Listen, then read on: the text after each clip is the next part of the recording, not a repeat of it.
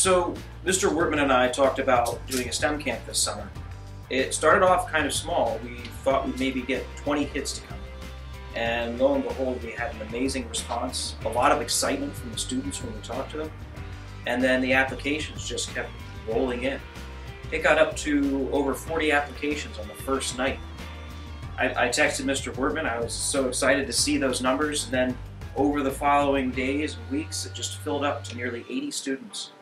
So I went to check with our superintendent, Mrs. Bowers, to see if that's something we were able to do. And she told us, we'll find the money. Let's get these 80 students here for this experience.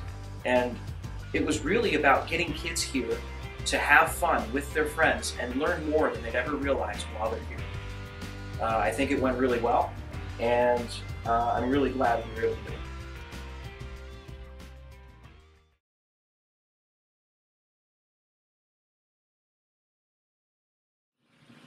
I'm here today to explain what STEM is. STEM is actually science, technology, engineering, and mathematics.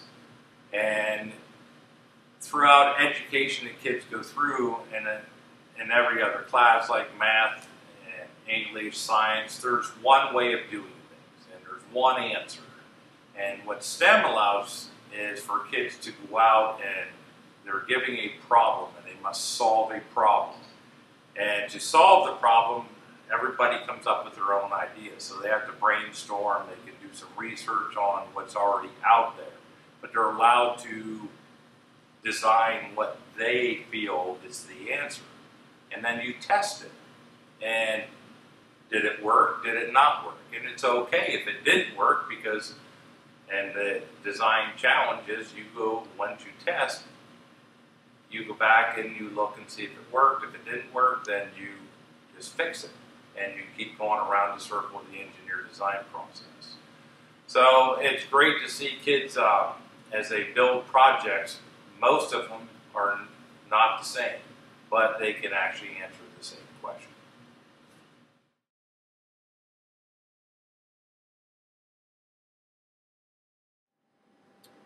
So when it comes to STEM, each individual content area has been studied for hundreds of years or more. Science, technology, engineering, math. They've all been studied. But when we look at combining those in harmony to solve problems that haven't been tackled before or solve problems better than they've been solved before, that's what we look at when we're talking about STEM. We focus on communication. We focus on perseverance. We focus on building confidence. And we really like to try to develop the whole child as much as possible in fun and challenging ways. And that's really what our focus is soft skills on top of problem solving.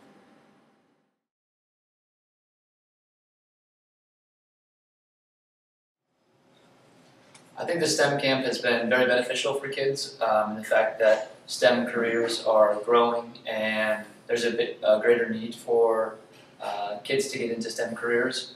Science, technology, engineering, and math are all around us, used daily with computers and technology, ever evolving. Kids having this experience, this hands-on and creative and innovative approach to learning, I think has been very beneficial.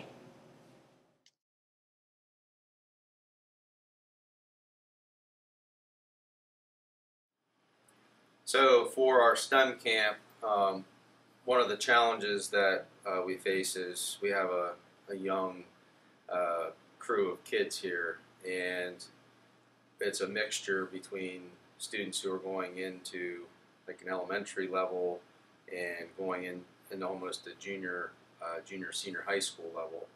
So what I try to do is show a video that gives the kids some general background knowledge about what we're trying to accomplish.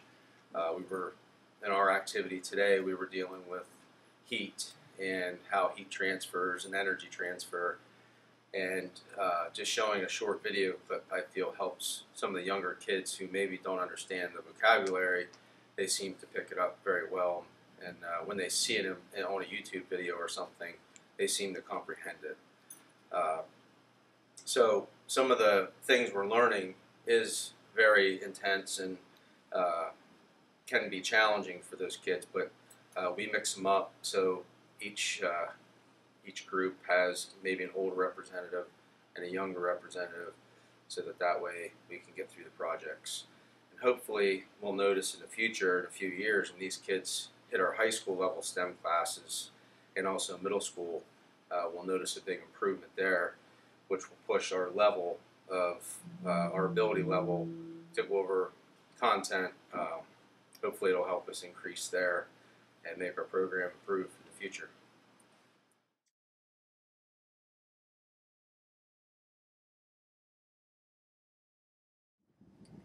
I chose to take STEM in high school because it's a class where you get to be more creative and there's never one answer to a problem. I chose to take STEM in high school because it's different from your everyday class. You're not sitting at a desk all day and you're able to do hands-on projects.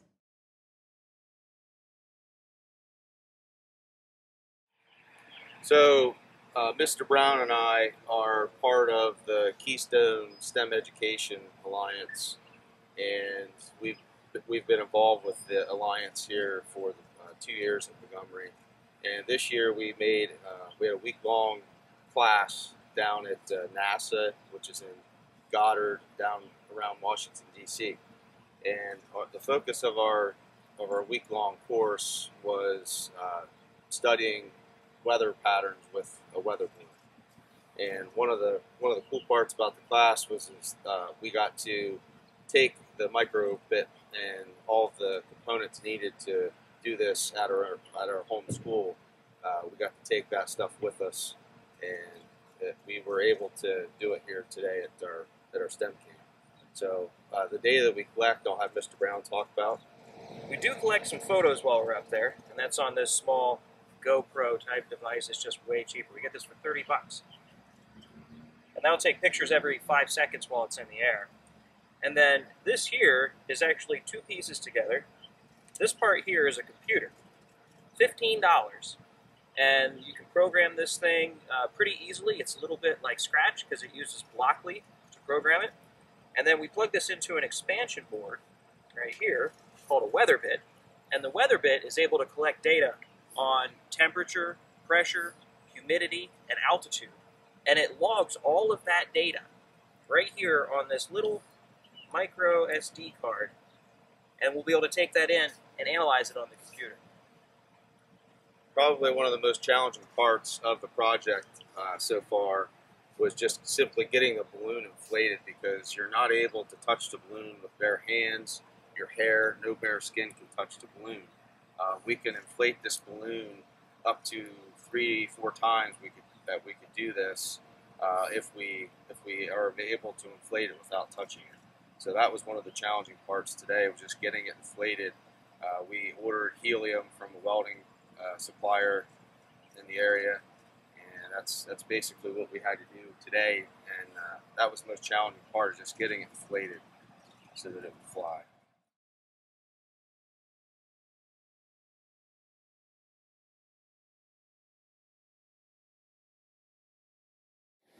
Okay. To get the program, as far as what the bot will do, we are going to use the computer. And then we have a cable to transfer it to that smart brick, so it'll store the program. That's just a quick little tiny program that I put on there to show you what it can do. What do you think it's going to take to move those 3 feet? And then, once you get that right, you can program your bot to turn this way. Okay?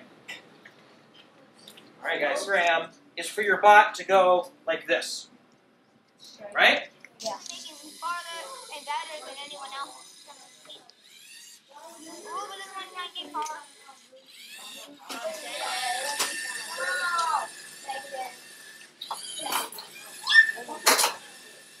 You might be the first one to pass it. Hey. Did you pass it yesterday? I think it grabs the mouse. A tree. Okay.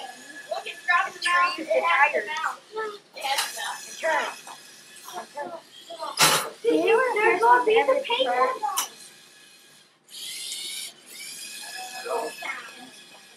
They could be on that string.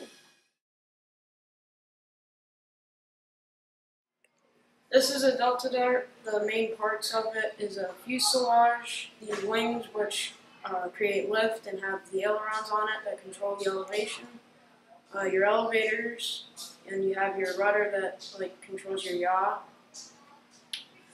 Your aileron controls pitch and elevation. Gravity. We have to overcome the gravity on it. So I have to create enough thrust to lift this up.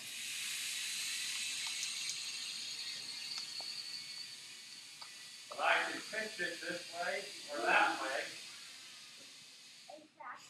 Okay, so for the STEM class that I'm doing with the students this year in STEM camp is we're building a delta dart. And building the delta dart, it's actually letting the students understand the parts of the plane. As for the main body of the plane, your fuselage,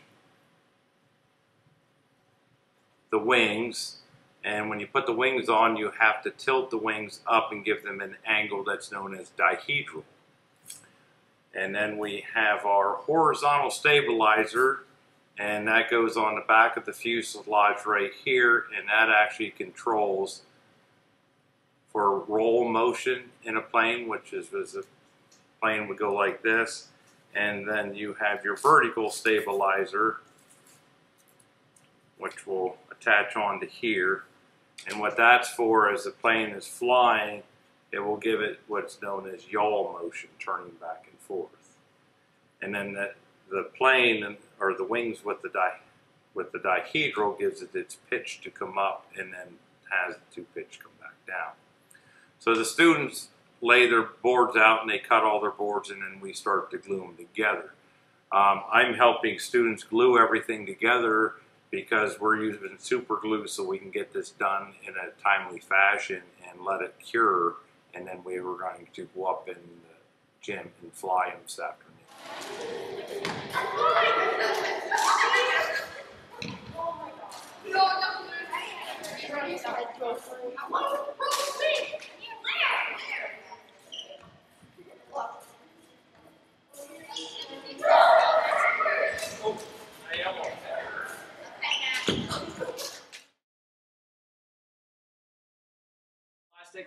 Okay, those are the two most common things that don't let electricity pass through them. Anybody know what that's called? Very good, an insulator. Okay, an insulator is something that does not allow electricity to pass through it.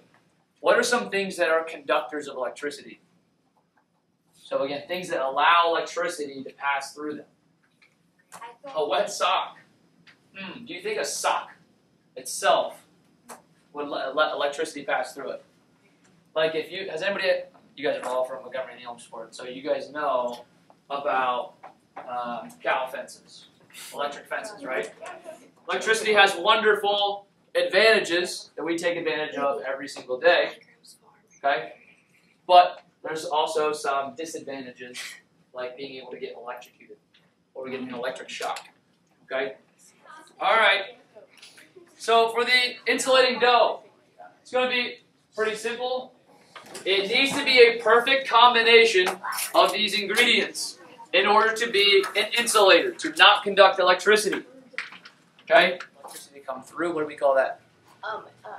We call it An insulator has a really high one of these. Resistance, good. Insulators have 100% resistance.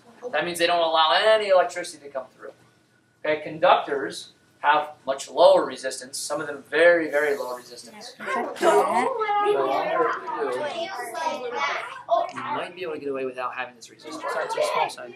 This side. Yeah, this one. That's the negative side, so that's going to go towards the negative side.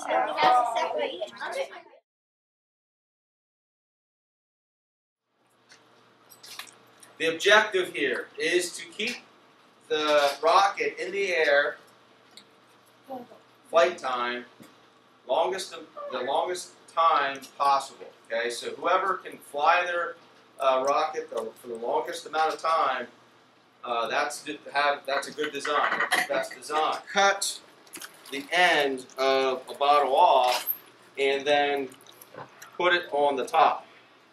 And that is probably going to work best for a nose cone. Yesterday we used manila folder material and it just doesn't work very well for a nose cone. Let it cool for a few seconds at least, and then apply the fin to the bottle rocket. If you end up with the slightest pull in this bottle, it won't hold any pressure, which means the rocket won't launch. I have some grocery bags, and you'll have to attach the parachute to the inside of the nose cone, so that way when the rocket is coming down, the grocery bag will open up and slow it down as it falls. The other approach, that's the first approach. The second approach is to make the rocket go as high as possible. So you are more or less just trying to make this thing pointed like a missile so that it goes through the air and goes as high as possible and then just simply falls down. So whatever your team decides is up to you. Yesterday's group, they had, I think, 3 of the parachutes deployed, but they didn't go very far in the air. They only went maybe 30 feet, and then the parachute came out, which kept it from going any higher. But as it fell, the parachute opened up. So it just depends what your style is. If you want to see a rocket go really high in the sky, then a parachute is going to probably not be something that you want to do. If you are kind of into that kind of thing and you'd rather see it fall down really slow, 1, launch.